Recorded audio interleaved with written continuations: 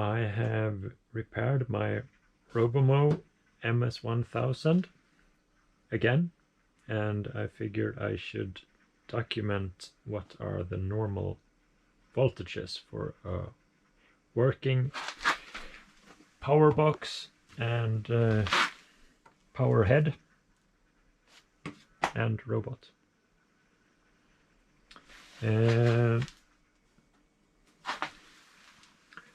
Right now the robot is not in the power head.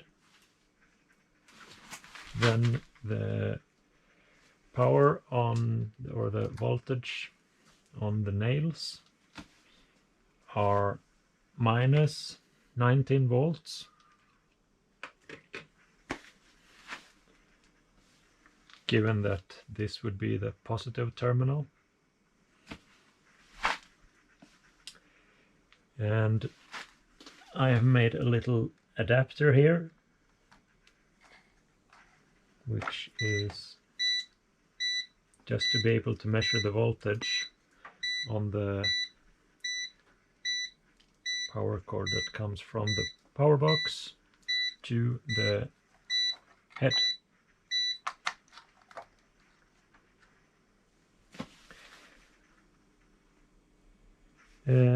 On this side, the voltage between the power box and the power head is also roughly minus 19 volts. I have made 2 pins to be able to plug in to the robot. If I were to dock the robot to the power head now, I could just plug it, but then it's a little bit more difficult to measure. That's why I have this set up.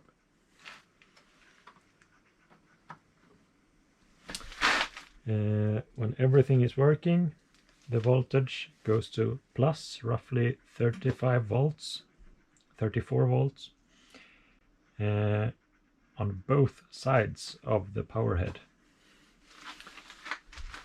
The robot is taking charge.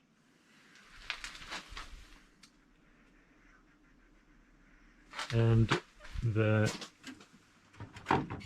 power box reports that the robot is in the dock.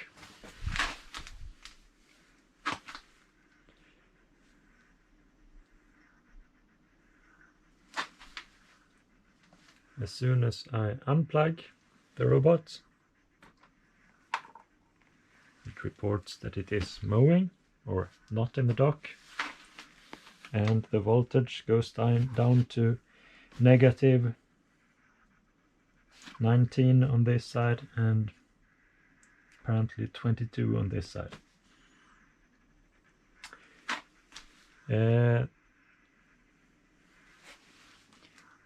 Let's unplug the power head and only measure the voltage of the robot.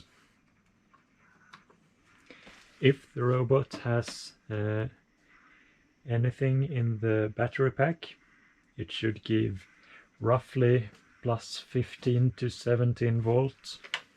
In this case it's 16 volt plus on the terminals in front. And this is how the charging is realizing if there is a robot in place or not. So what I can do, just to show how it is working, is to use a bench power supply at 15 or 16 volt.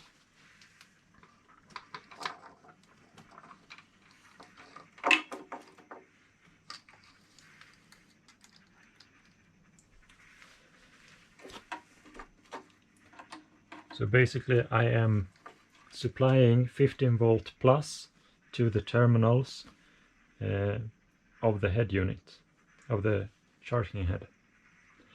And as the power box will detect that the robot is at home because of the 15 volts, it will cease supplying a negative voltage and start supplying a positive, roughly 34 voltage. So we will see the bench power supply go up to above 30. And the robot is reported to be in the dock. The voltage goes to 34. That should be quite equal to doing this.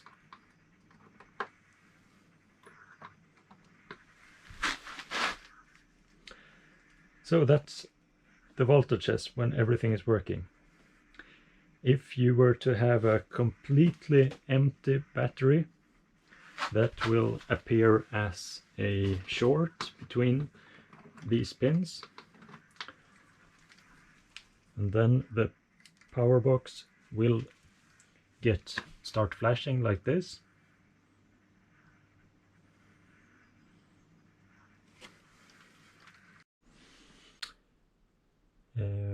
The problem I did have with the charging head this time was that the voltage would be a negative 18 all the time on both sides. And the reason for that was in this area, the traces on the PCB had oxidized, so I didn't have any contact between the positive pin of the charging connector and resistor number 13 and S1, whatever that is.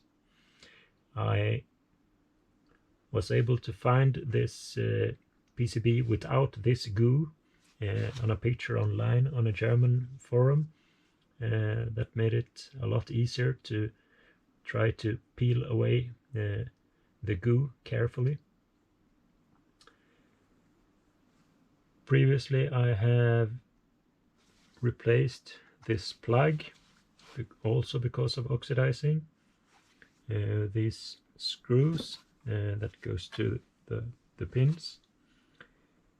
I think that's all for this card.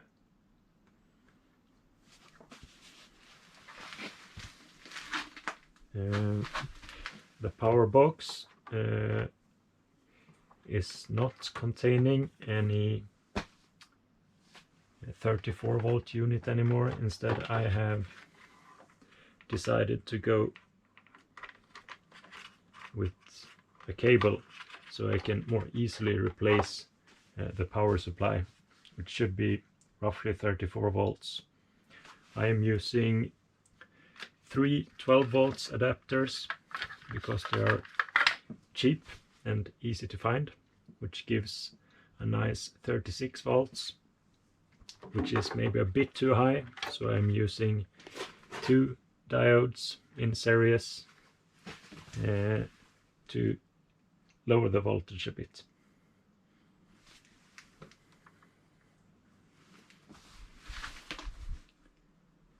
I have also at some point replaced this LCD screen.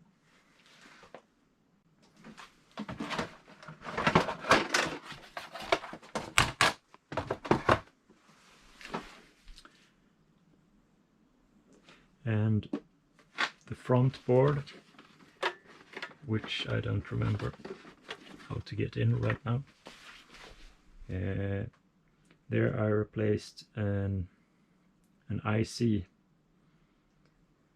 which had been ground off by the front wheel. That's it.